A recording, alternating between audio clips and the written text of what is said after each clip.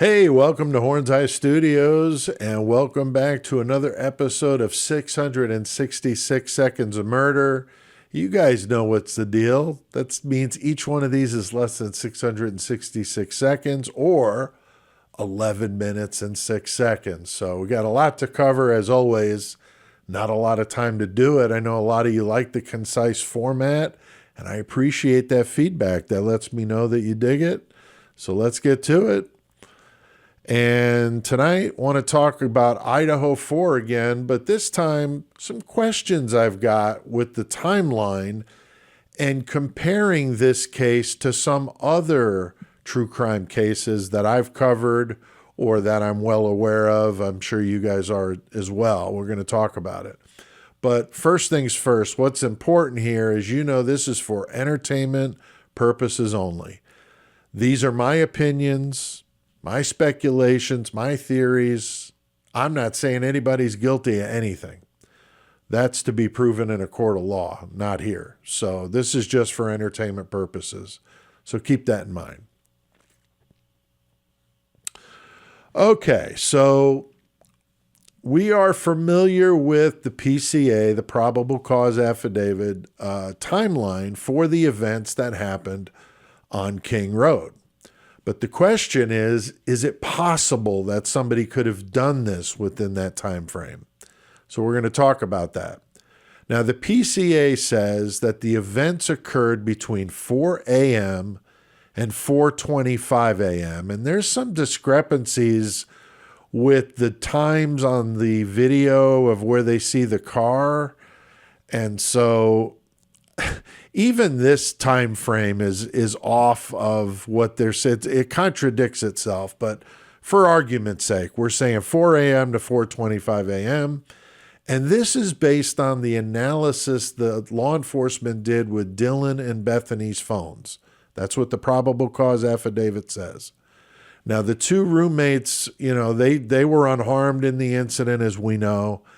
And I'm sure I, as well as all of you, would love to know what is on those phones that gives them that information.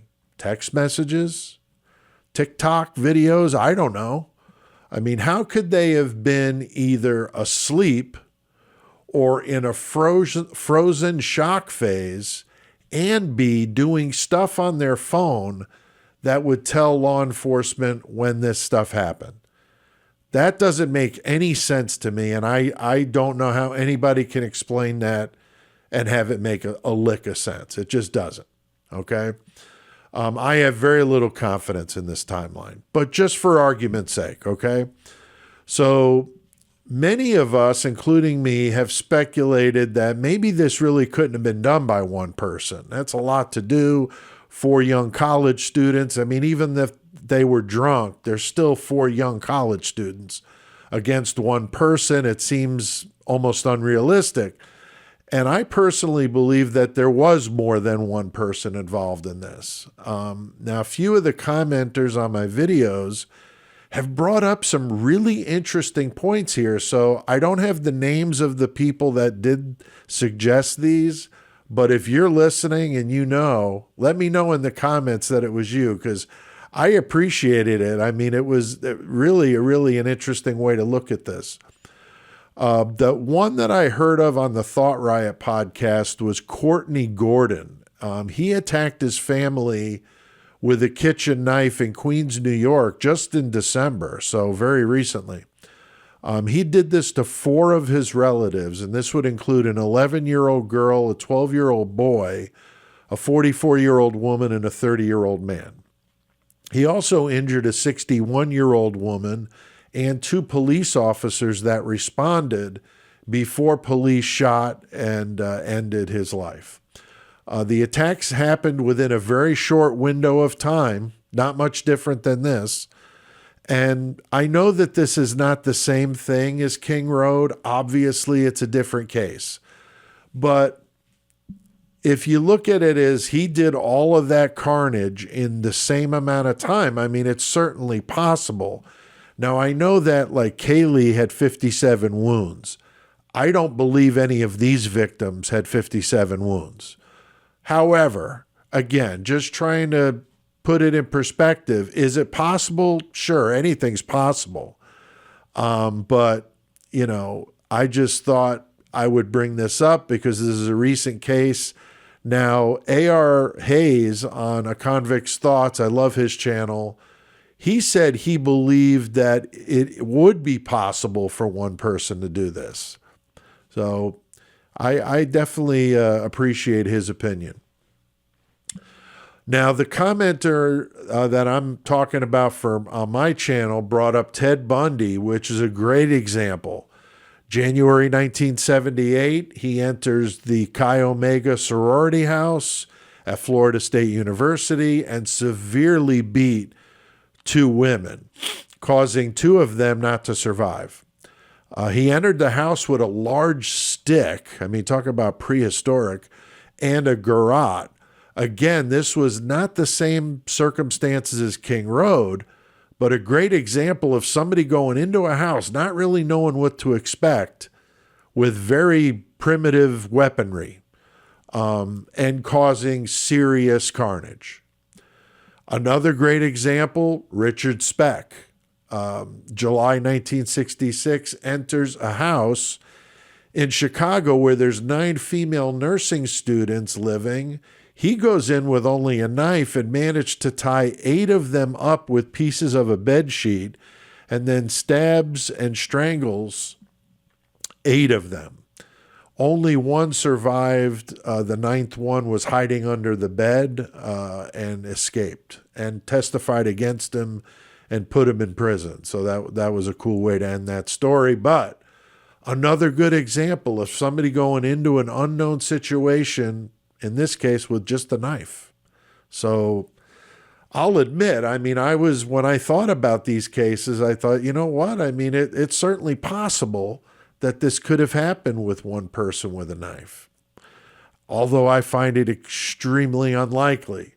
6 cars in the parking lot and all of that. So it just makes you think. Now, on the Murder Metal Mayhem podcast that I do every week, we talk about all kinds of true crime cases, and we've done episodes on Richard Speck, and we've got one coming up on Ted Bundy as well as Courtney Gordon. So I talk about these kind of cases all the time, and it's funny, I just wasn't thinking of that in this regard. So thanks again to the one that brought it up.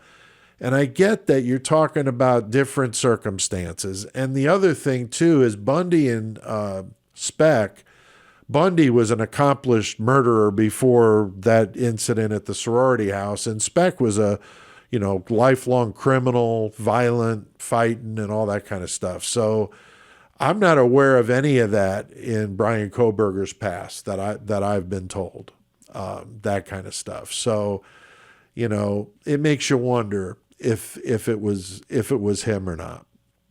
A.R. Hayes said in a video that he didn't see, this is a likely scenario here with, somebody, doing that without having a prior experience doing those kind of crimes. He just wasn't seeing it. And I would certainly agree with him. Another thing to keep in mind is that Brian studied serial killers. He was a criminologist, PhD student. We know he researched BTK. He studied under Dr. Catherine Ramsland, who's a world-renowned expert on the subject. She wrote a book about BTK. She still speaks to him regularly, and it's likely he would have learned a lot of those things from reading her book and from talking to her, and he would have learned the mistakes that some of these guys made. I've interviewed Dr. Ramsland twice for Murder Metal Mayhem, and one of the videos is on my channel that you can watch. It's an audio interview of my 2020 interview with Dr. Ramsland. So if you're interested, check that out. I'll link to that in the episode description below. I'm not saying that I agree with the idea that Brian Kohberger's guilty 100%. I'm certainly not saying he's not guilty. I really don't know. All I'm saying is give the guy a chance, let him see his day in court. But I think it's smart to keep an open mind and keep our options on the table because we don't know. What I'm saying with videos like this is that incidents happened in Moscow that can be done by one person in a short amount of time. But it would have had to have been like the perfect storm. Everything would have had to go just right for somebody to pull that off. I just think it's very unlikely, but certainly possible, unless the attacks were done at separate times, and I've addressed that in other videos. So let me know what you guys think.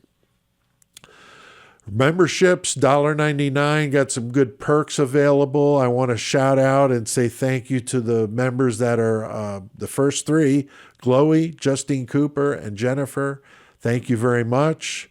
Appreciate you guys checking out another episode of 666 Seconds of Murder.